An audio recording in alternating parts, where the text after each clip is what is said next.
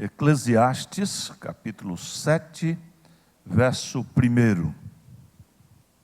Melhor é a boa fama do que o unguento precioso, e o dia da morte melhor do que o dia do nascimento.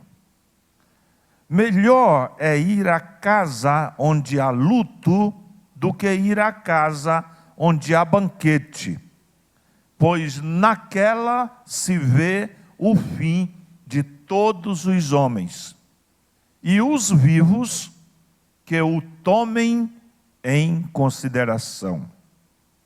Melhor é a mágoa do que o riso, porque com a tristeza do rosto se faz melhor o coração. O coração dos sábios está na casa do luto. Obrigado, querido. Mas o dos insensatos na casa da alegria. Melhor é ouvir a repreensão do sábio do que ouvir a canção do insensato. Pois qual o crepitar dos espinhos debaixo de uma panela, tal é a risada do insensato. Também isto é vaidade. Verdadeiramente, a opressão faz endoidecer até o sábio, e o suborno corrompe o coração. Melhor é o fim das coisas do que o seu princípio. Melhor é o paciente do que o arrogante. Não te apresses em irar-te, porque a ira se abriga no íntimo dos insensatos. Jamais digas, porque foram os dias passados melhores do que estes, pois não é sábio perguntar assim. Amém.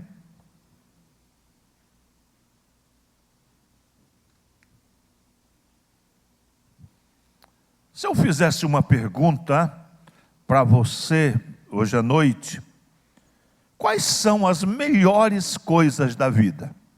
O que você diria? Comer? Beber? Viajar? O que mais? Dormir, né? Tem uma amiga, esposa de um pastor, amigo meu, que adora dormir. E ela diz que é tão bom dormir e não tem que pagar para isto, né? Achei muito interessante isso. O que é o melhor da vida? Viajar, comer, andar, conhecer, aprender, casar, ter filhos. Certamente estas coisas são legítimas e são coisas boas. Mas nenhuma destas coisas mencionadas são citadas aqui nesse texto. Aliás, esse texto, à primeira vista, como muitas coisas na Bíblia, a gente precisa ler e pensar.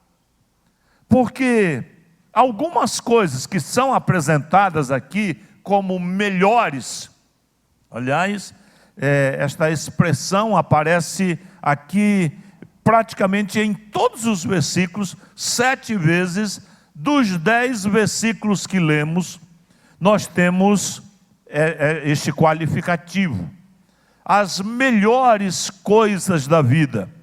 E estamos falando aqui, irmãos, não aparecem as coisas materiais que nós citamos, porque esse texto, na verdade, trata de coisas espirituais, daquelas coisas que são excelentes, que são melhores, que são proveitosas no plano espiritual.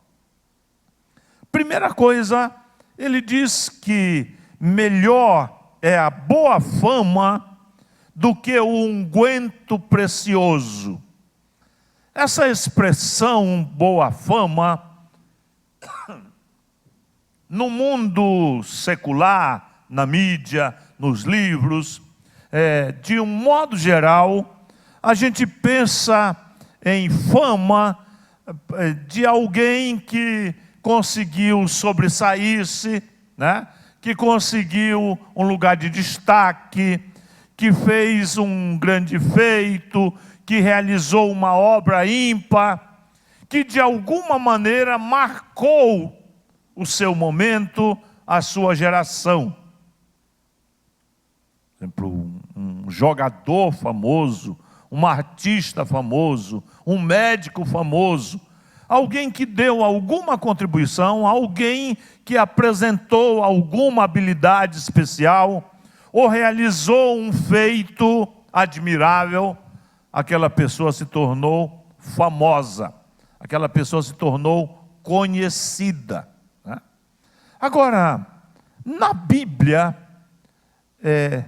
não é exatamente isto que quer dizer fama, ou pelo menos a forma como é usada nesse texto. Nós estamos falando, irmãos, da boa fama, porque é possível alguém ser famoso por uma desgraça, por uma tragédia, por uma coisa que envergonha. Por exemplo, Hitler, aquele ditador sanguinário, terrível, instrumento para a morte de mais de 50 milhões de pessoas na Segunda Guerra Mundial, 6 milhões somente de judeus. Ele é uma pessoa famosa, mas ninguém deseja a fama do Hitler, né? Então a boa fama não está falando tanto de alguém ser estrela, de alguém ser alguém da moda, de público. A boa fama realmente fala de coisas, mais qualidades interiores, fala muito mais de caráter do que propriamente de realização. Alguém que tem uma boa fama é alguém que de modo geral é respeitoso, alguém que anda direito, alguém que paga suas contas, alguém que é um bom caráter, né? Nós dizemos que essa pessoa, ele tem uma boa fama, ele conquistou uma boa fama, né? E para isto, irmãos, não é preciso realmente ser estrela ou estar na notícia para ser alguém famoso, né? Esse texto fala que a fama, ela é mais preciosa, é melhor do que o unguento. Interessante que há uma relação entre a fama de uma pessoa com o unguento. O unguento aqui, irmãos, numa expressão moderna, é o perfume. A boa fama cheira bem.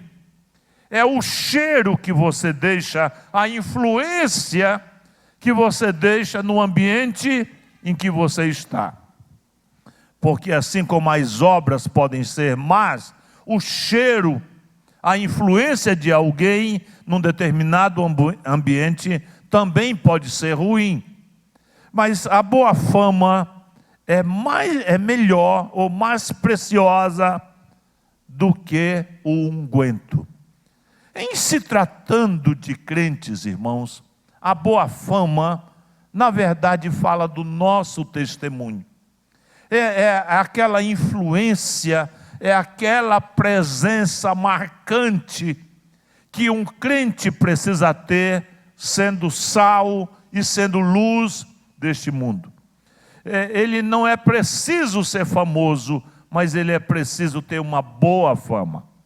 Ele precisa ser uma pessoa respeitada, ele precisa ser alguém que anda direito e que vai conquistando até dos seus inimigos e até dos seus adversários este respeito. Nós vivemos num mundo, irmãos, em que se fala muito de carisma, de poder e fala-se muito pouco de caráter.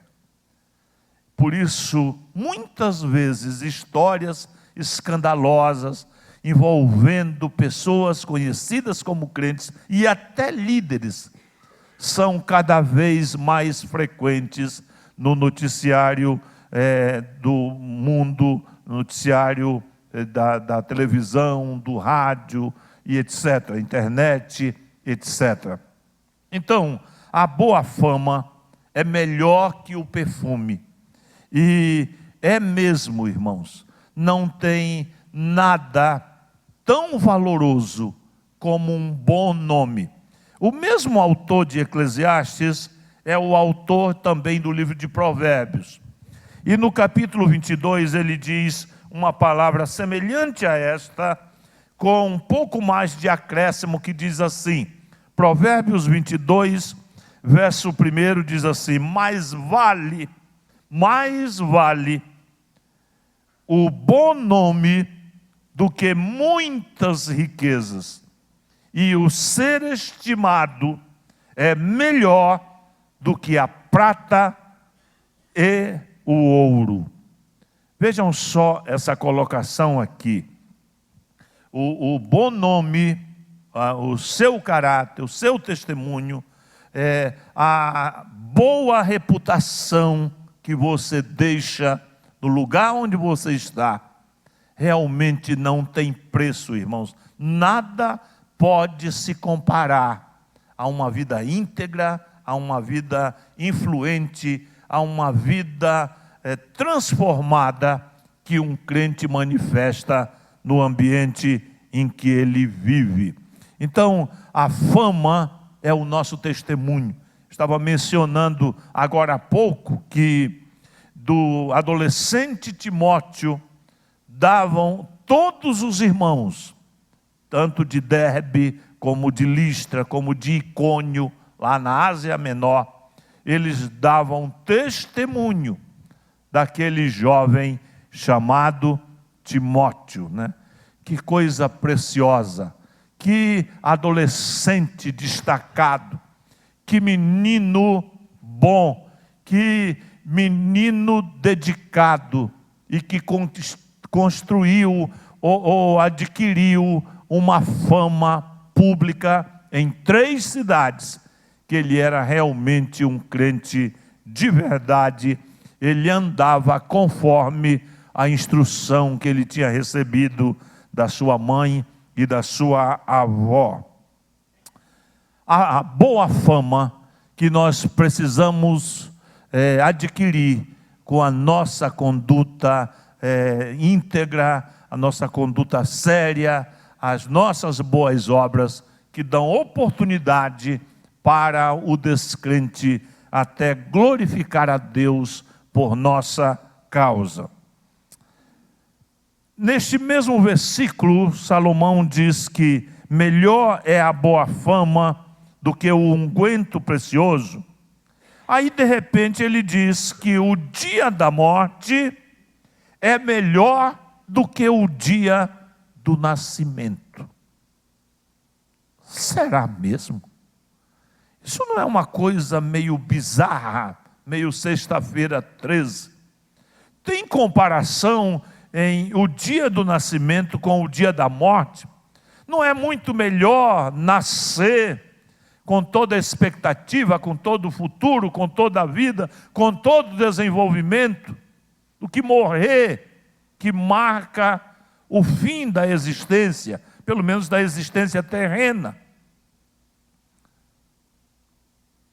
No plano físico é melhor nascer do que morrer. Mas quero dizer novamente que esse texto está tratando de valores espirituais. E no plano espiritual, irmãos, realmente é melhor morrer do que nascer para este mundo.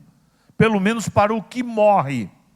Talvez para os que ficam chorosos, saudosos, sentindo-se vazios, perdendo alguém estimado, não é uma coisa muito melhor, parece muito pior.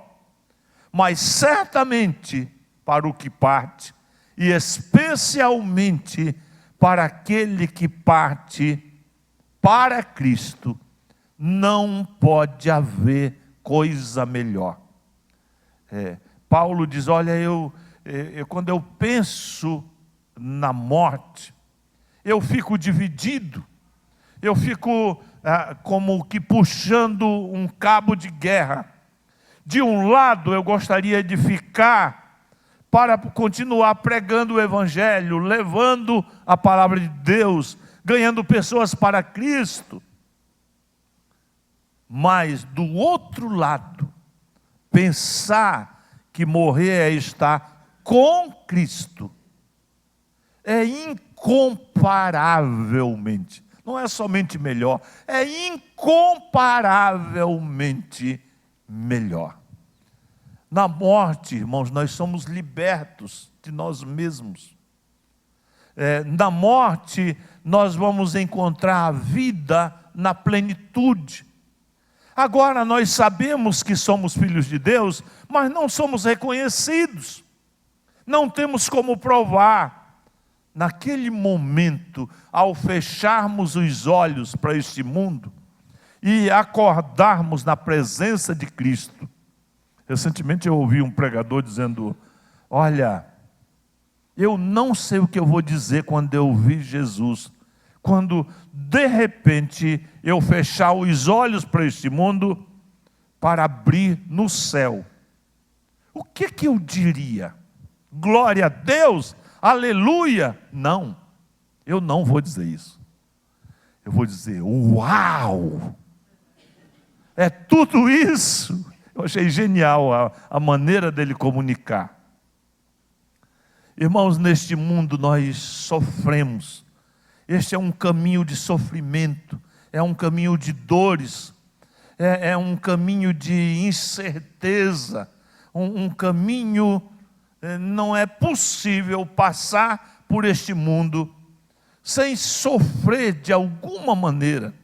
E, aliás, algumas pessoas têm até uma vocação de sofrer. Você sabia disso? Tem pessoas que têm uma chamada para sofrer. É o que Paulo fala em Filipenses 1:29.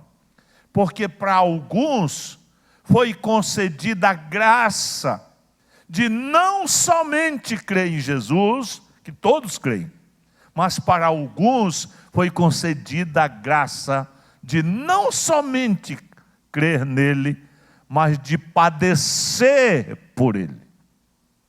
Paulo teve essa vocação. Ele não somente teve o privilégio de crer em Jesus, quando ele se encontrou com Cristo na estrada de Damasco, mas ele também, irmãos, teve a graça de padecer por Jesus como ninguém. Quando você estiver achando que você sofre demais, que a vida bate demais em você, você precisa ler 2 Coríntios 11. E dar uma olhada naquela lista que Paulo faz de todos os seus sofrimentos. Você vai entender realmente que você não sabe o que é sofrer. Mas eu estou falando da morte. É muito melhor o dia da morte para o que vai. Ele se liberta, ele vai estar com Cristo.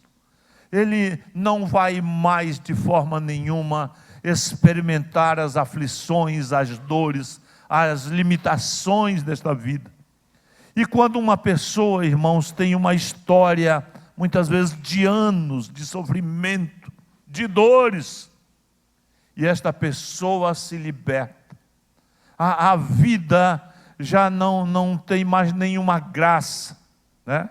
Vai chegando uma determinada época em que até a própria pessoa deseja partir, como o próprio Paulo.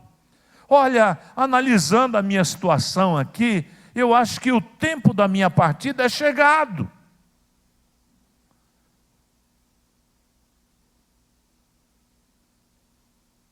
Quando é que a gente sente a impressão ou tem a convicção que está na hora de ir? quando a vida se tornou um sofrimento terrível. No capítulo 12 do Eclesiastes, Salomão começa a descrever a luz, as janelas são os seus olhos, eles começam a fechar. E olha, não adianta tirar catarata, tirar isso, tirar aquilo, puxa, estica, não tem jeito. Os dentes caem para um tempo que não tinha prótese, né? O vigor se vai, os seus braços, suas pernas não sustentam. E vem tempestade depois do aguaceiro, quer dizer, você não levanta a cabeça. Depois da chuva, vem a tempestade novamente. A pessoa passa certas épocas da vida que vai ir declinando. Nesses momentos, irmãos, é muito melhor sair deste corpo e se libertar para sempre. Depois que eu me tornei pastor, Deus não me deu mais o privilégio de estar perto dos meus pais. Meu pai morreu em 94 e minha mãe morreu em 2015. Mas eu acompanhei, irmãos, por algum tempo, mesmo morando longe, eu acompanhei o problema de saúde do meu pai. Eu tenho mencionado aqui uma vez ou outra que a morte deles e ter que pregar na morte deles, para mim foi uma experiência muito difícil, dificílima. Mas, irmãos, tão difícil como contemplar meu pai numa urna e ter que pregar naquele culto funeral, foi estar com ele no Hospital das Clínicas. Quando ele descobriu que ele tinha câncer, o médico disse: olha, você tem câncer na rinofaringe, eu aconselho você ir para São Paulo e para o Hospital das Clínicas. E foi o que nós fizemos, com a ajuda de um amigo meu, pastor da igreja do Morumbi.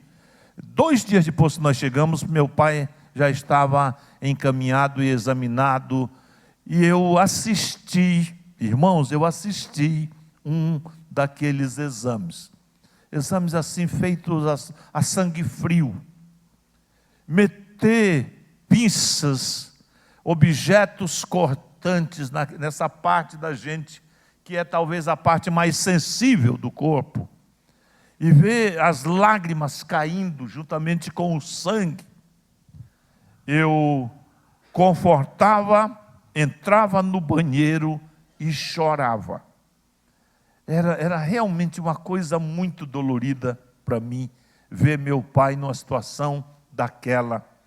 Eu acho que a morte, eu já estava mais ou menos esperando que aquilo iria acontecer, mesmo que tenha sido muito difícil. Acho que não foi tão difícil como presenciar aquelas intervenções e aqueles exames tão evasivos e tão dolorosos, invasivos, né? E, pois então, irmãos, a morte, o dia da morte é melhor do que o dia da vida, porque a pessoa vai para a presença de Cristo. Agora, ele diz que é melhor ir à casa onde há luto, ainda falando da morte. O morto já foi para a presença de Cristo. Mas ainda assim é melhor os vivos, para os vivos, ir à casa onde há luto do que a casa onde há banquete. Outra comparação assim que precisa ser entendida. Tem comparação ir para um banquete e ir para um velório, para um funeral? Em que sentido isso pode ser melhor? Agora, irmãos, o verso 2 fala dos que ficaram. E o que é melhor para eles numa situação dessa? Para o morto é melhor ir para Cristo. mas para os que ficam, é melhor ir para o velório. E a explicação é dada aqui. Porque ali, naquela cena de velório, de morte, se vê o fim de todos os homens. E os vivos que o tomem em consideração. O que é que nós precisamos considerar quando nós chegamos a um velório? Quando temos que enfrentar um morto diante de nós. Quais são as vantagens e em que sentido aquela cena, por mais bizarra, repito, que possa parecer, é melhor estar ali do que numa festa. Porque ali, irmãos, há lições espirituais para serem aprendidas que nós não aprenderíamos em outro ambiente, a não ser num ambiente de morte. Por exemplo, ali nós temos o fim de todos os homens. Ali nós temos a certeza de que o caminho de nós todos é a morte. O fim é a morte. Se Cristo não voltar, nós todos vamos passar por esta experiência. É preciso considerar a morte. E esse texto diz que os vivos que tomem isto em consideração. Interessante que neste livro, Salomão fala muitas vezes sobre a morte.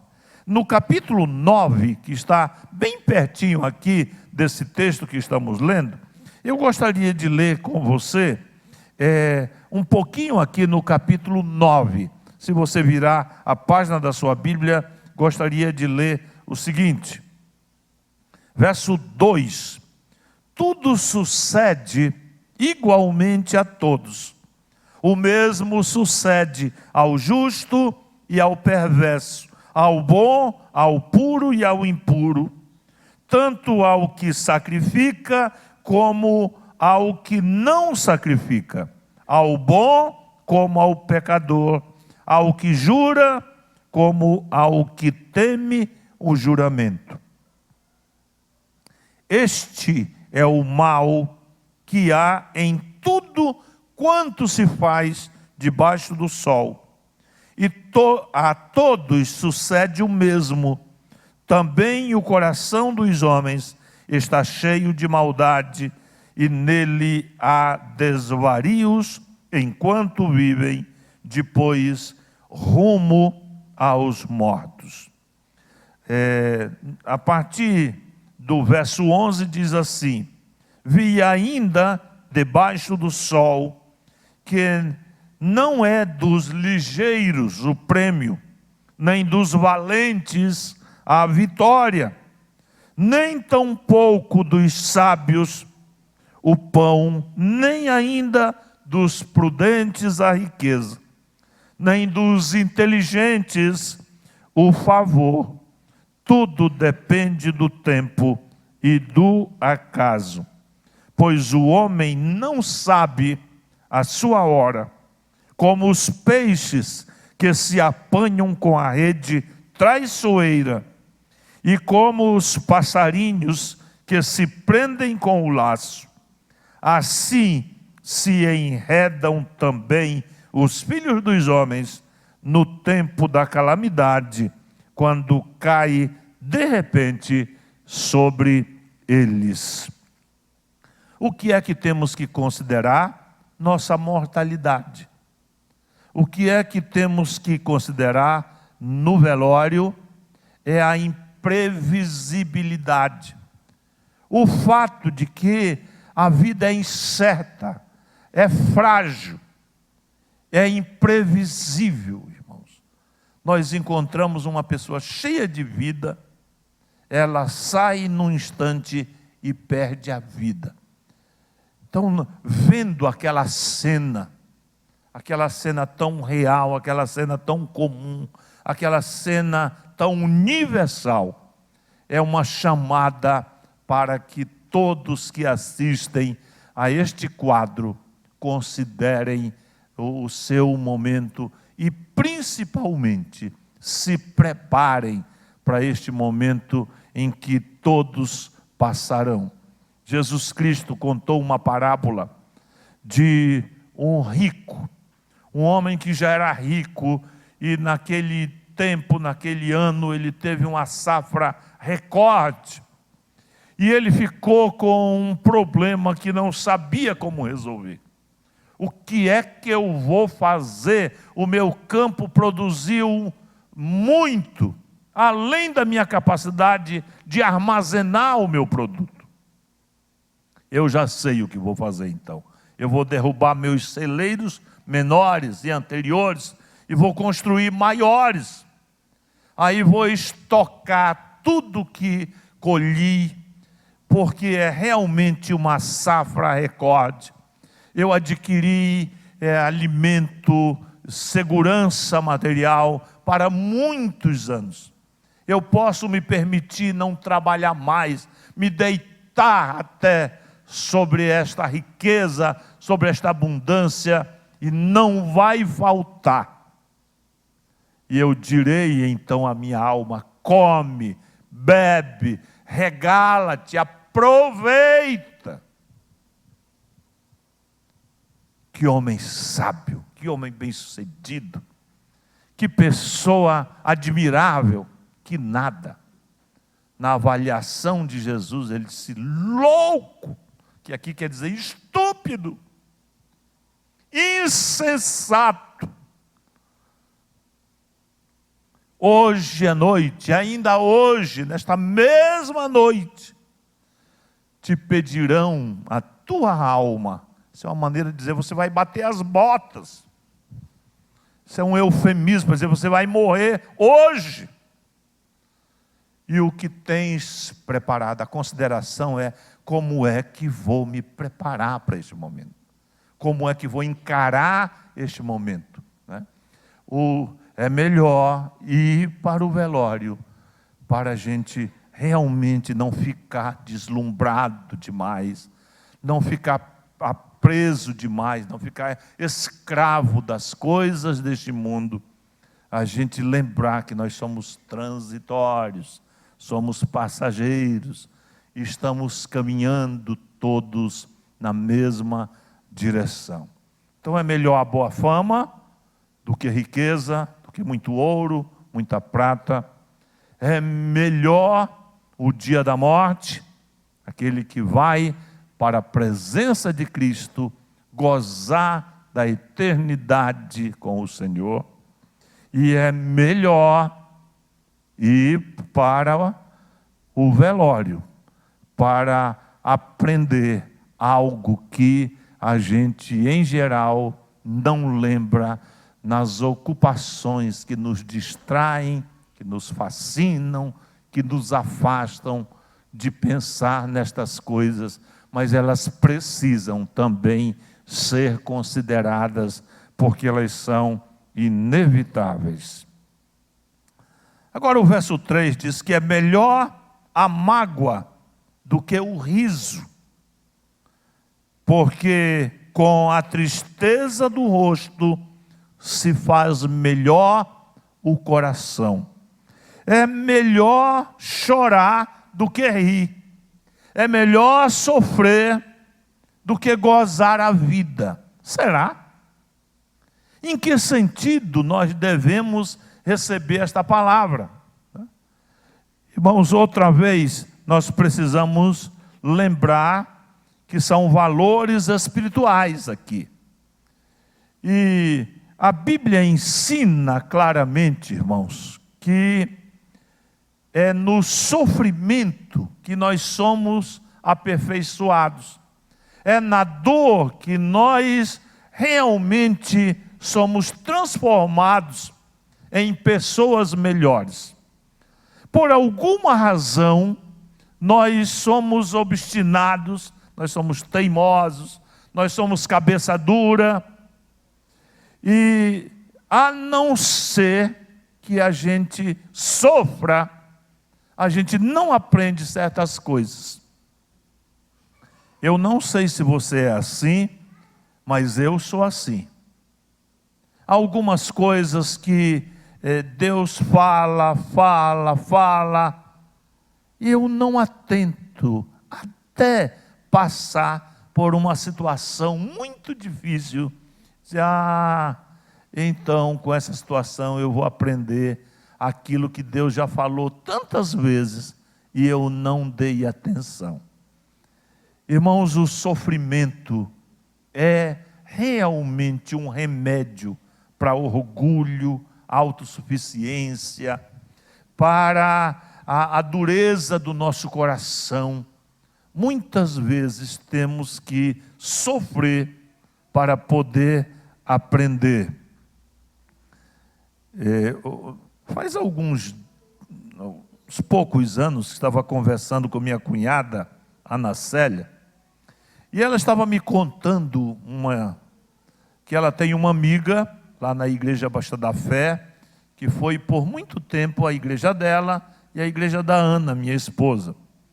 E agora tem lá em Manaus, tem uma família, uma senhora chinesa, que se casou com um rapaz crente daquela igreja. Ela também é crente. Muitos chineses têm vindo trabalhar nas fábricas de produtos eletrônicos em Manaus. E aquela senhora veio, é uma senhora crente, casou-se com um rapaz crente da mesma igreja e teve, acho que 2 filhas ou 3 filhos. E a filha dela ia para a escola, ia começar o ano escolar. E a única referência que essa mãe tinha era a referência da China. Então ela chamou a Ana Célia e disse: você pode me explicar onde é que eu posso comprar um pau? Sim, tem muitos lugares que vende madeira, que vende pau, que vende ripa, né? Ele disse: mas por que exatamente você quer comprar um pau? Você não é construtora? Disse: não, é que eu preciso comprar um pau para ensinar o dever de casa para minha filha que vai entrar na escola. Eu disse: que história é essa? Eu disse: não, no meu país, a criança, escutem só isso, a criança só aprende com o pau. A mãe tem que bater, a professora tem que bater. Se isso pega, irmãos, na educação do Brasil. Aí a Ana Célia arregalou o olho. Minha filha, isso não acontece aqui no Brasil, não. Não precisa de pau. Ah, não? Como é que as crianças aprendem aqui? Olha, irmãos, o tempo da palmatória, o tempo da ripa, o tempo do galinho de árvore para bater em filho, vai muito longe de nós. Mas em se tratando da educação espiritual, em se tratando dos filhos de Deus, olha, irmãos, a mágoa, melhor é a mágoa do que o riso. É chorando que a gente aprende certas coisas. E algumas destas coisas a gente só aprende na dor. É isso que o Salomão está falando aqui.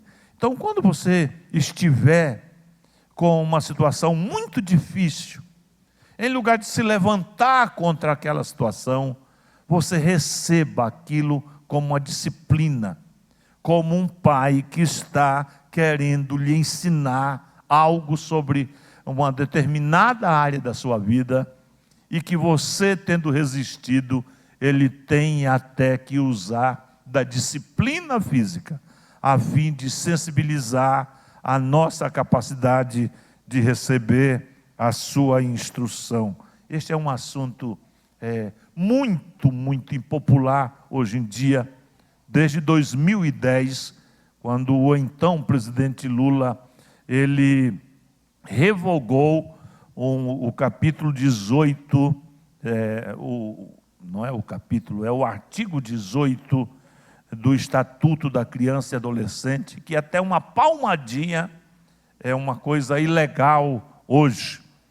Mas, irmãos, vida com Deus, na escola de Deus, no tratamento do Pai Celestial com os seus filhos, a disciplina, as lágrimas, a dor, até o castigo, faz parte deste treinamento. Mais uma coisa para eu terminar, que diz assim: melhor é o fim, verso 8, melhor é o fim das coisas do que o princípio, melhor é o paciente do que o arrogante. Você já notou como muitas vezes Deus reservou para o fim da história, Ele reservou um final feliz para a vida dos seus filhos? E isso, irmãos, está na Bíblia, acredito, para a gente se encher de esperança e de perseverança à medida que nós sofremos. O fim é melhor que o começo. Você se lembra da vida de Jó? Você se lembra da vida de José? Só para mencionar alguns. No caso de Jó e de José, eles começaram até bem, mas de repente o mundo desabou sobre eles. E aquilo se tornou algo tão pesado, tão difícil, que parece que eles estavam debaixo de maldições sucessivas, e que eles não iriam sair daquela sinuca onde eles tinham caído. E de repente, de uma forma maravilhosa, sobrenatural, surpreendente, impossível até, Deus transformou o mal em bem e realmente tornou o fim muito melhor ao começo. Você se lembra da história de Caná da Galileia? Aquela festa que começou bem e acabou numa festa pobre, numa possibilidade de vexame, de humilhação, porque acabou o vinho.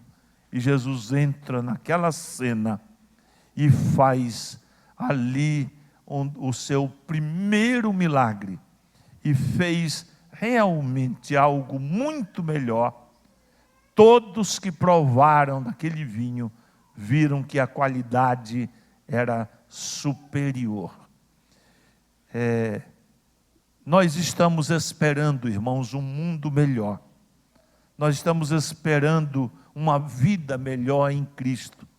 Nós estamos numa perspectiva de que o Senhor vem para estabelecer o seu reino e finalmente este mundo conhecer justiça e paz, que nós estamos muito, muito distantes destas realidades, e que só Deus, tão distantes, que só Deus realmente pode mudar o rumo desta vida, ou deste mundo, das pessoas neste mundo, com o seu grande poder.